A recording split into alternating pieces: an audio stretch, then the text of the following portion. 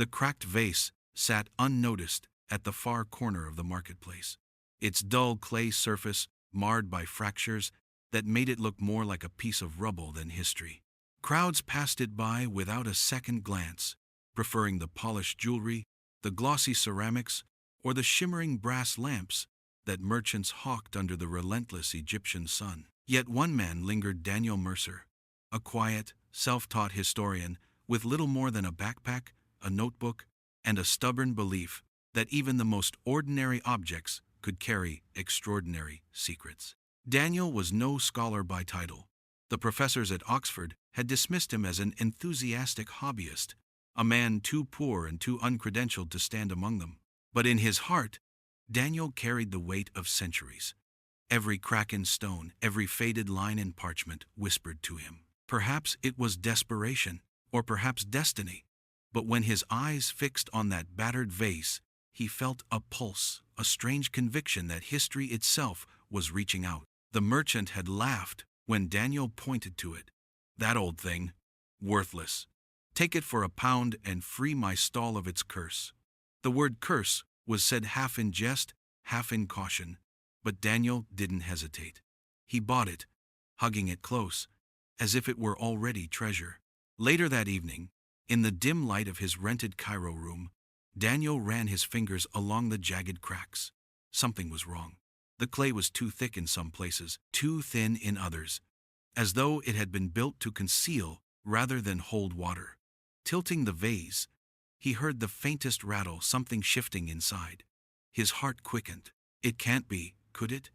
He thought, forcing himself to remain calm. But his breath came shallow, ragged with anticipation. He lit a candle, set the vase on the wooden table, and pressed his ear against it. The rattle again, clearer this time, not the sound of stones or sand, but the crisp shuffle of something delicate. Paper? Parchment? Daniel's hands trembled as he fetched his small kit of tools. Crack by crack, he began to work. He thought of his late father, a man who had been a mason, his hands rough with mortar and stone. Patience is strength, his father used to say. A hammer may break, but steady hands reveal. Daniel smiled bitterly at the memory. His father had died before ever seeing his son prove himself, before hearing him called anything but a dreamer. The first sliver of clay broke free, and Daniel froze. Inside, tucked neatly into the hollow belly of the vase, was a rolled piece of papyrus, bound by a faded strip of leather. His pulse thundered. The air felt heavier, almost sacred. With painstaking care, he slid the papyrus out and laid it flat on the table. The candlelight flickered across. Strange ink marks faded, fragmented, but undeniably ancient.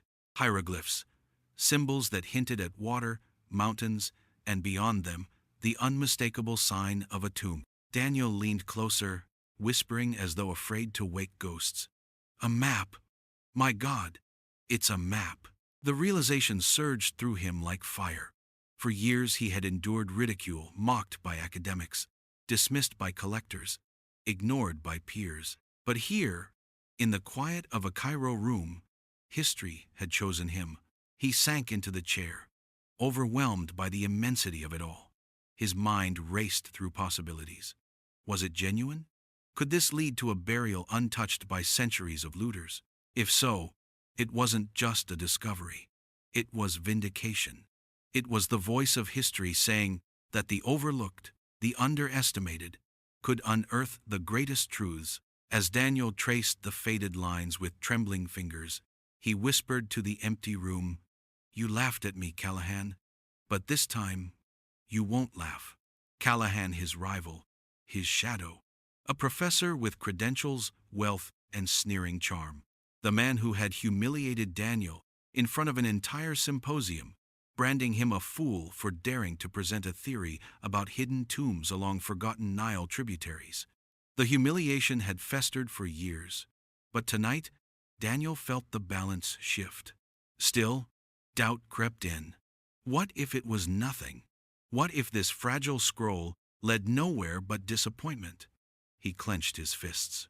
No, the cracks in the vase, the precision of its concealment, the deliberate sealing of this map inside. It was too purposeful to be coincidence. A surge of determination stiffened his spine. He knew then that he could not keep this to himself. The tomb, wherever it was, awaited him. If you're enjoying this story of justice and hidden strength, don't forget to subscribe to the channel to find out how a simple act of prejudice turned into the most valuable lesson of Professor Callahan's life. Daniel blew out the candle, the papyrus safe beside him, but his eyes stayed wide open through the night. For the first time in years, the dream was real. And in the silent dark, the map seemed to whisper, daring him to follow. The morning sun stretched long fingers of light through the blinds of Daniel's Cairo room, glinting faintly off the cracked vase, now lying in pieces on the floor. Yet it wasn't the shards that consumed him, it was the papyrus on the desk, its fragile fibers seeming to breathe with every draft of air. The hieroglyphs were faded, but their story pulsed with urgency, as though the dead had carved them not for kings, but for him. Daniel bent low, his nose almost brushing the ink. He whispered the signs aloud, testing the weight of ancient words on his tongue. The lines spoke of water, of a hidden channel branching from the Nile, and of a desert hill crowned by a symbol he knew too well. The Ankh beside a closed eye. Life and death, passage and secrecy. Still, uncertainty gnawed at him. He needed confirmation. He could not let the fever of discovery blind him to possibility of deception. With hands still trembling, he sketched the symbols into his notebook, each line carefully copied, then checked and checked again. If this is authentic, then it's older than the Ptolemaic scrolls I studied. Older, perhaps, than the Valley of the Kings itself. The thought electrified him, yet it was also terrifying. He was standing at the edge of something so monumental that he could hardly bear the weight. That afternoon, Daniel walked the crowded Cairo streets, notebook tucked under his arm. He moved like a ghost through the bustle, his mind elsewhere. Everywhere he looked, he saw echoes of the past, the carved lintels of old doorways, the cracked stone of forgotten wells. The city itself was whispering reminders that history lived beneath every stone. At last he reached a small, cluttered shop tucked in an alley, its windows layered with dust. A bell jingled as he entered, and the old owner, Mahmoud, looked up with tired but sharp eyes. He had been Daniel's quiet ally for years, a man who traded in fragments of antiquity, some real, some counterfeit, but all passed across his counter with reverence. "You look haunted, my friend," Mahmoud said, eyeing the notebook Daniel carried. "What have you found this time? Another fairy tale?" Daniel swallowed, his pride and hope wrestling within him. He opened the book to the copied symbols. Mahmoud leaned forward, his brows knitting as he traced the shapes with a gnarled finger. For a long moment, silence stretched between them. Then Mahmoud's breath hitched. "This I have seen only once, in a fragment hidden deep in the museum archives. Few know it exists. A secret map? Yes. They say it led to a tomb built not for kings, but for a priest whose knowledge was feared, not honored. A man erased from history." Daniel's heart pounded. He wanted to shout in triumph, but fear anchored him. "You're certain?" Mahmoud's eyes narrowed. "Certain enough to warn you. If you chase this, you chase shadows meant to stay buried. Many who sought it before you never returned." The words struck Daniel like a hammer, but instead of retreating, he felt his resolve harden. He had lived too long in the shadow of laughter, too long dismissed as a dreamer. If there was even a chance that this map was real, he could not turn away. That night, back in his room, Daniel studied the papyrus again, his mind replaying Mahmoud's warning. The hieroglyphs blurred as exhaustion weighed on him, and soon he drifted into uneasy sleep. In his dream, the cracked vase stood whole again, its surface alive with writhing symbols. A voice, ancient and heavy, whispered in a language he did not know but somehow understood. "The dead wait for truth. Only the humble may enter." Daniel jolted awake, sweat clinging to his skin, the candle guttering low. The papyrus lay before him, silent yet potent. He pressed his hand over it, whispering into the darkness, "Then let me be the humble one." The whisper of the past was no longer faint. It was a call, insistent and consuming, and Daniel knew it would not let him rest until he answered. By the third night, Daniel's Cairo room had transformed into a shrine of obsession. The papyrus lay pinned under glass, its surface illuminated by candles that burned until their wax pooled like molten gold. His notebook overflowed with sketches, translations, and feverish calculations, each one drawing him deeper into the riddle of the map. It was during one of those long vigils, when silence seemed to press down upon the room, that he noticed something he had missed before. Along the papyrus edge, faintly visible where the ink had nearly faded, was a line that curved, not like a natural crease, but with deliberate symmetry. Daniel leaned closer, narrowing his eyes. No, not a crease, a fold. His pulse quickened. Gently he pried at the edge, and to his astonishment, the brittle papyrus opened like a hidden flap. Inside was a second layer, thinner, darker, inked with markings that had been concealed for centuries. He gasped aloud, his chair scraping against the floor. This wasn't just a map. It was two maps, layered into one. The outer map depicted the general geography: the Nile, the desert hills, the pathways through the dunes. But the hidden inner map, that was something else entirely. It was precise, intimate, almost like a set of instructions. There were numbers, angles, and symbols he had never seen before. Markers that could only have meaning to those who had built the tomb itself. For a moment Daniel simply stared, overcome with awe. They hid the real map inside the false one, a secret within a secret. He pressed trembling fingers to his temples. He thought of Callahan, his rival, mocking him in the lecture hall years ago. "You don't understand context, Mercer," Callahan had sneered. "You cherry-pick symbols like a child playing with puzzles." The humiliation had burned deep. But now, Daniel smiled bitterly. Let Callahan laugh. Soon, it would be Callahan choking on his own arrogance, when Daniel revealed what no professor had ever dreamed of finding. Daniel worked feverishly, sketching both layers, matching landmarks, and noting down every detail. Yet the more he uncovered, the stranger it grew. Symbols resembling stars appeared in the margins, an alignment of constellations unfamiliar to modern skies. And beneath them, a single hieroglyph repeated 3 times. A serpent coiled around an open eye. He could feel the weight of its meaning pressing on him. Guarded knowledge, eternal watch, forbidden passage. Whatever lay at the tomb's heart, it was not meant for casual discovery. But Daniel was not deterred. If anything, the sense of danger only fanned his determination. He whispered to himself, "This is it. This is the proof I've waited for my whole life." Yet even as he said the words, another thought gnawed at him. If I can see this, if I can find this, who else already knows? His answer came sooner than expected. The next day, Daniel carried a copy of his sketches to Mahmoud, desperate for another set of eyes. The old man studied the hidden map in silence, his face pale. Finally, he shook his head. "You should not pursue this," Mahmoud said, his voice hushed. "The serpent and the eye? I told you before, this was not the tomb of kings. This was the tomb of a priest who defied them. They erased his name, burned his writings, and cursed his followers. To guard him, they devised traps no man could pass." Daniel's jaw tightened. "Or traps no man has passed yet." Mahmoud slammed the notebook shut. "Then you will not be the first, Mercer. If you are wise, you will burn this papyrus tonight and forget you ever saw it." But Daniel could not burn it.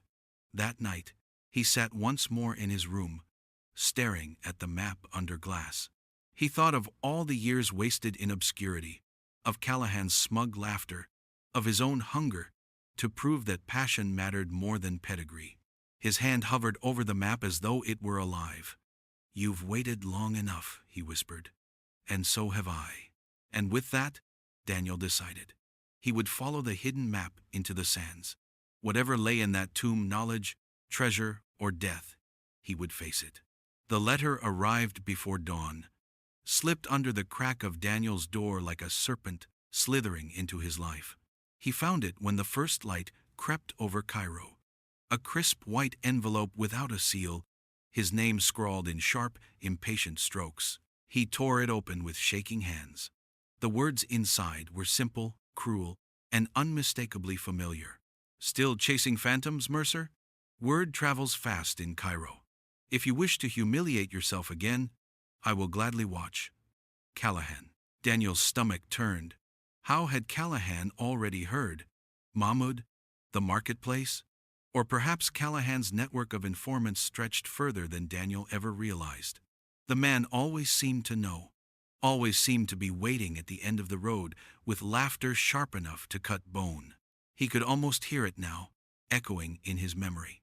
The symposium years ago, when Callahan had mocked him before an audience of scholars. Mercer believes fairy tales, ladies and gentlemen. Next he'll be telling us he's found the Ark of the Covenant in his garden shed. The laughter had been thunderous, and Daniel's humiliation complete. But this time was different. This time Daniel had proof. That very afternoon, Callahan himself appeared at the cafe, where Daniel often worked, his polished shoes gleaming, his tailored suit immaculate despite the Cairo heat. He moved through the room like a man certain the world bent to him, every step steeped in arrogance. He sat uninvited at Daniel's table, folding his hands over his knee. "So," Callahan drawled, "you've found yourself another little toy. A vase, was it? Cracked, worthless pottery for a cracked, worthless dreamer." Daniel forced himself to stay calm, though rage boiled beneath his skin. "You won't be laughing when I show you what I've uncovered." Callahan's grin widened. "Oh, I'll always be laughing, Mercer. That's the difference between us. You scrape in dirt. I uncover history. You chase whispers. I command evidence." He leaned forward, voice low and poisonous. "And if there truly were something hidden in your vase, which I doubt, I would have already secured it for the university and written 3 papers about it." Daniel clenched his fists under the table. The humiliation of years pressed down on him, but beneath it was something stronger, a quiet, growing flame of defiance. He thought of the map under glass in his room, the serpent and the eye, the hidden instructions. Callahan didn't know, not yet, but soon he would. "You'll see," Daniel said, his voice steady despite the storm inside him. "The sands don't bow to your credentials, Callahan. They yield only to those who listen." Callahan chuckled, sipping Daniel's untouched tea as if it were his own. "A poetic fool to the end. Tell me, Mercer, when you die of thirst out there, should I write the epitaph myself? Here lies a man who mistook dust for destiny." The words stung, but Daniel let them sink like stones into a river, disappearing beneath the current of his resolve. For the first time, he did not flinch under Callahan's ridicule. He met his rival's gaze squarely and said, "I'd rather die chasing truth than live fattened on arrogance." Callahan blinked, momentarily caught off guard by the steel in Daniel's voice. Then, with a smirk, he stood, brushing imaginary dust from his sleeve. "We'll see, Mercer. We always do." As Callahan walked away, Daniel felt the weight of a decision pressing down on him. He could try to hide the discovery, guard it from Callahan's grasping hands. But he knew the man too well. Callahan would sniff it out eventually, and worse, twist it for his own gain. The only choice was to act first.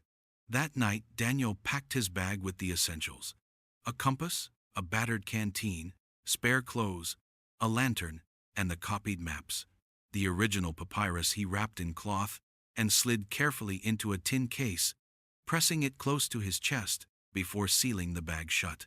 Standing at the window, he looked out at Cairo's restless night, the city alive with lights and murmurs, the desert beyond cloaked in silence. He thought of his father again, of his words about patience and strength. "This isn't just about proving myself," Daniel whispered into the glass. "It's about finally being heard." Somewhere in the shadows of Cairo, Callahan no doubt smirked, waiting for his fall. But Daniel would not fall. He would rise from the sands themselves, bearing truth that even Callahan could not deny. And with that, the quiet historian stepped into the path that would change both their lives forever. The desert opened before Daniel, like an endless ocean of gold, its waves rising and falling in silence beneath the merciless sun. Each step forward crunched with finality, as though the sands themselves judged his resolve. He adjusted the strap of his pack, sweat dripping down his brow, but his grip never loosened on the tin case pressed against his chest. Inside it, the papyrus waited, fragile and sacred, its ink older than the kingdom of Rome, older even than memory. For the first 2 days, Daniel traveled with a hired guide, a wiry man named Fadil who knew the desert paths like veins in his own hand. At night, around the fire, Daniel studied the copied maps under flickering light, tracing the curves and hieroglyphs, while Fadil smoked in silence. "You follow ghosts," the guide said on the second evening, his eyes glinting. "Men go into the desert chasing secrets. Few return." Daniel did not answer. He was too deep inside his own head, his mind consumed by the path carved on the papyrus. Each angle, each star marking, seemed to whisper to him. It wasn't just a set of directions, it was a test. Only the one who believes may see the way. By the third day, Fadil grew restless. The terrain grew harsher, the dunes taller, and the wind crueler. At noon, he halted and spat into the sand. "No further," he said. "What lies ahead is cursed. You will die if you continue." Daniel's stomach tightened, but his resolve did not waver. He thanked Fadil, pressed a handful of coins into his hand, and watched him vanish into the horizon. Alone now, Daniel adjusted his compass and pressed forward, guided only by the sun, the stars, and the papyrus that felt like it beat with a pulse of its own. The desert became an adversary. Days scorched him with unrelenting heat. Nights clawed at him with bone-chilling cold. His water ration thinned, his lips cracked, his body ached. Yet each time despair clawed at him, Daniel's thoughts turned to Callahan's laughter, to the sneers of the symposium, to his father's weathered hands teaching him patience. Those memories became fuel, carrying him step by step across the sands. On the fifth night, under a dome of stars, he finally saw it. A rise of stone jutting out from the dunes, crowned by jagged rocks that formed the unmistakable shape of an eye. His heart nearly stopped. The hieroglyph from the papyrus, the coiled serpent beneath the eye, flashed in his memory. He had found it. Daniel scrambled closer, his lantern casting long shadows over the weathered stones. The ground sloped upward into a hill, and at its base, half buried in sand, was an opening no larger than a coffin. The air that wafted from it was stale, heavy, ancient. His breath caught. This is it. This is the tomb. Dropping to his knees, he brushed away centuries of sand with trembling hands. His lantern illuminated carvings on the stone lintel, hieroglyphs faint but legible. He translated them aloud, his voice shaking. "Here lies the knowledge that defied kings. Enter not with pride, for the serpent sees the heart." The words struck him like a warning whispered from eternity. His body shivered despite the heat. The serpent, the eternal guardian. If arrogance was the key to death, then humility must be the path to life. He sat back, his chest heaving, sweat dripping into the sand. "Am I humble?" the question rattled inside him.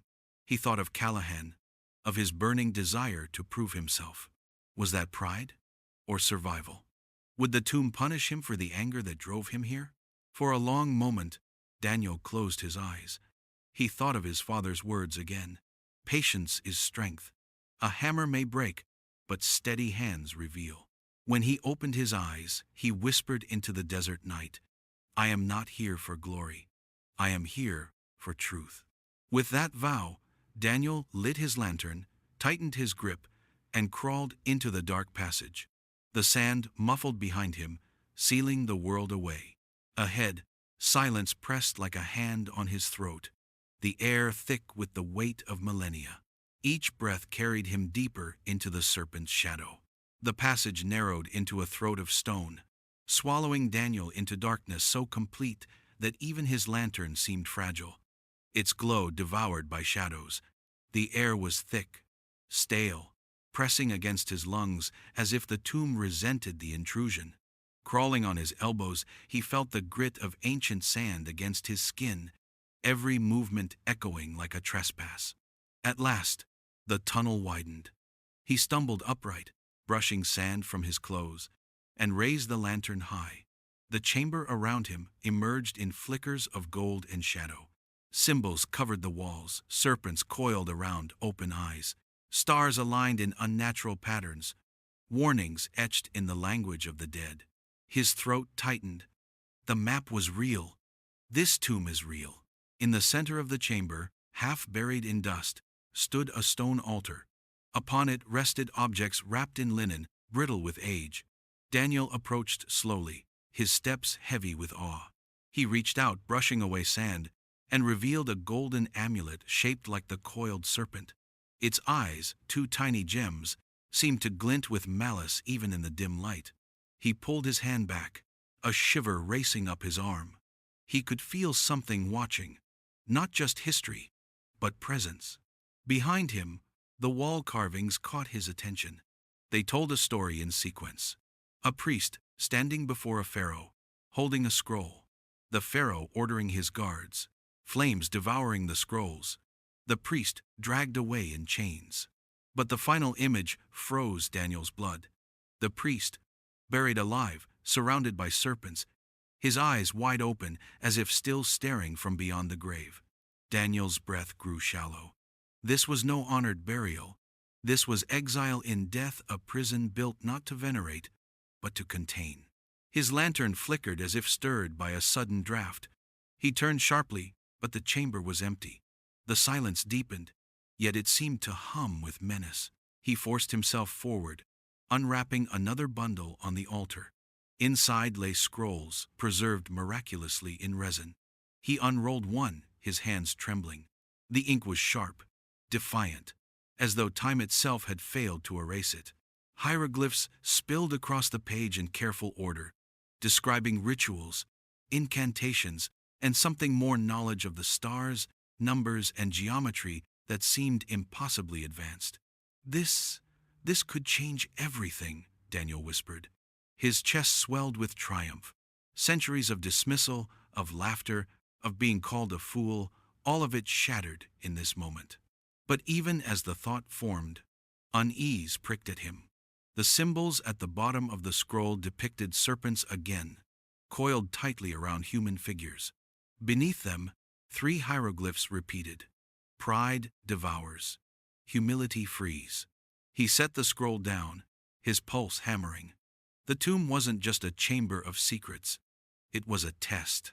And then came the sound, faint at first, but unmistakable. A scuff of stone against stone. Daniel's head snapped toward the entrance. He wasn't alone. Footsteps echoed through the passageway, slow and deliberate, each one dragging the silence closer. The lantern trembled in his grip.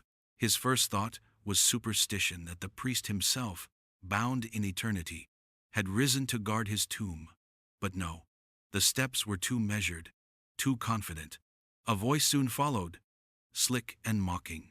Well, Mercer, you always did have a talent for crawling where you don't belong." Daniel's stomach twisted. Callahan. His rival stepped into the chamber, lantern in hand, dressed not in academic finery, but in expedition gear. Every inch the conqueror he fancied himself. His grin was sharp, his eyes glinting with greed as they swept over the altar. Daniel's heart sank. He had wanted to prove Callahan wrong. Instead, Callahan was here, ready to steal the glory. "Quite the find," Callahan said, circling the chamber. "I should thank you.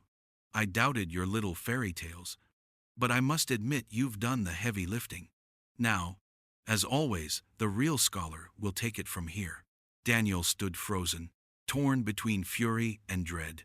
The tomb's warnings echoed in his mind. The serpent seized the heart. Callahan's arrogance filled the chamber like poison. Daniel knew then that the tomb itself would decide who was worthy to claim its secrets. And in that moment, under the watchful eyes of carved serpents, the battle for truth and pride truly began. The air grew heavier with Callahan's presence, as though the tomb itself recoiled from his arrogance. His lantern's glow revealed his self-satisfied smirk as he prowled the chamber, examining the carvings with the indifference of a man already convinced of his victory. "Do you realize, Mercer," he said, running his fingers along the etched serpents, "that history will remember my name for this? Yours will be nothing more than a footnote, a whisper about the fool who stumbled upon greatness but couldn't grasp it." Daniel's fists clenched at his sides. He thought of the years of ridicule, the symposium where Callahan had reduced him to laughter and scorn. Yet standing here, in the tomb's breathless silence, Daniel felt something shift inside him. He no longer needed Callahan's approval. He no longer needed to prove himself.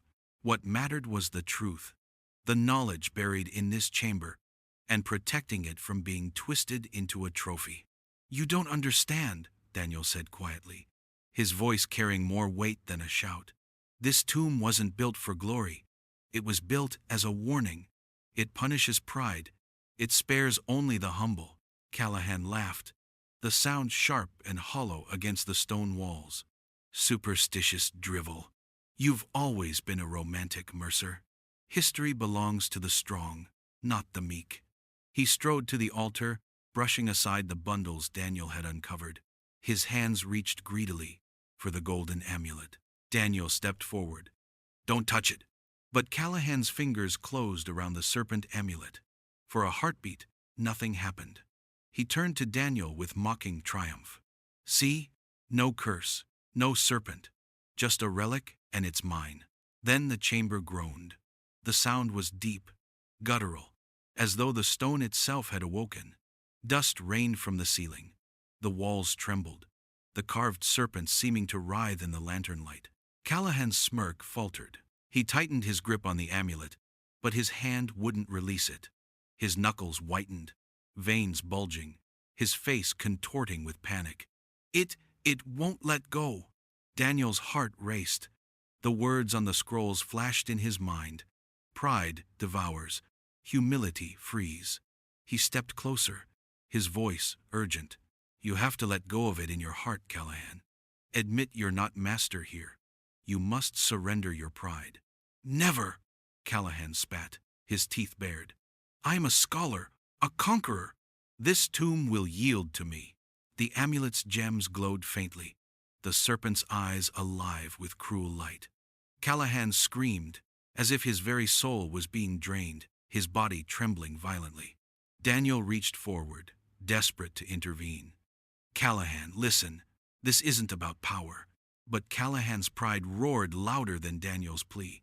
With a final defiant shout, he yanked at the amulet, tearing it from the altar. The chamber convulsed. A fissure split the floor, sand and dust spewing upward. Callahan staggered, clutching the amulet to his chest, his face twisted in triumph and terror. "You see, Mercer?" he gasped, his voice hoarse. "Even the serpent bows to me." The floor gave way beneath him. With a scream swallowed by the earth, Callahan vanished into the darkness below, the amulet's glow trailing after him until nothing remained but silence. Daniel fell to his knees, coughing in the choking dust, his lantern flickering wildly. His chest heaved as he stared into the gaping chasm where his rival had stood. The serpents on the wall seemed to watch him, their carved eyes gleaming with judgment. He bowed his head, tears stinging his eyes. "You were warned," he whispered into the silence, "but you never listened." For a long time, Daniel remained kneeling, the weight of the tomb pressing down on him. Finally, he rose, his body aching, his heart heavy. He gathered the scrolls, handling them with reverence, and whispered a vow. "I will not let your arrogance stain this truth. I will guard it, humbly." As he turned to leave, the fissure sealed slowly behind him, as if the tomb itself had decided Callahan's fate was final. The Tomb of Shadows had claimed its arrogant intruder, and in doing so, revealed the true worth of the man who remained. Weeks later, Cairo bustled as it always had, but for Daniel Mercer, the city sounded different. Every call from a market vendor, every honk of a horn, every murmur of tourists drifting through the museum district, all of it seemed distant, muted. He had returned from the desert alive, but not unchanged. On his small desk, in a quiet rented flat overlooking the Nile, lay the scrolls he had carried from the tomb. Preserved carefully, sealed in glass, they waited like sleeping giants. He had not sold them. He had not paraded them through the lecture halls or sought the applause of scholars. Instead, he had spent his nights translating line by line, word by word, whispering to himself in awe as the priest's knowledge came alive. Geometry that predated Greece, astronomical alignments that hinted at truths humanity had forgotten, and parables that warned again and again. Pride blinds, humility reveals. Daniel leaned back in his chair, his hands stained with ink, his eyes tired but alive with purpose. For the first time in years, he did not feel the hunger to be believed. The truth was enough. He thought often of Callahan. The man's mocking grin haunted his memory, the arrogance that had filled the tomb like poison. Sometimes in his sleep, Daniel could still hear Callahan's final cry as the earth swallowed him whole. Yet instead of triumph, all Daniel felt was sorrow.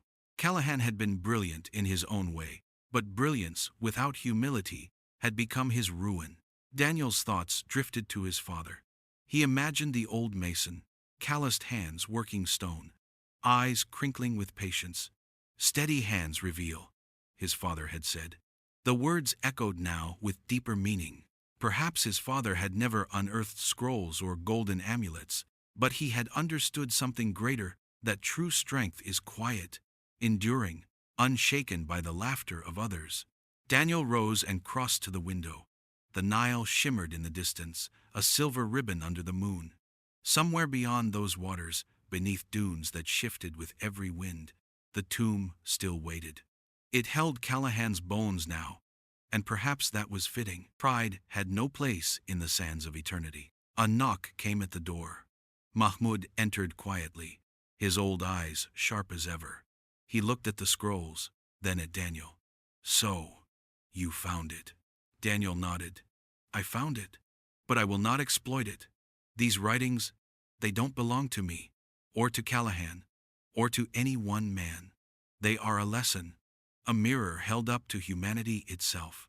Mahmoud studied him for a long moment, then inclined his head. Perhaps the tomb chose wisely then. When the old man left, Daniel stood alone again, the quiet of the room wrapping around him like a cloak. He felt no desire to shout his victory to the world. The discovery was not about proving Callahan wrong. It was about proving something to himself, that humility and persistence could outlast ridicule, that listening could uncover truths pride would never hear. He turned back to the scrolls, a smile ghosting across his face. "I'll carry your warning forward," he whispered to the nameless priest entombed in shadow, not as a conqueror, but as a witness. And in that moment, Daniel knew he had not only uncovered a tomb, he had uncovered himself. If this story touched you, subscribe to the channel to discover more stories about how extraordinary people turn humiliation into triumph.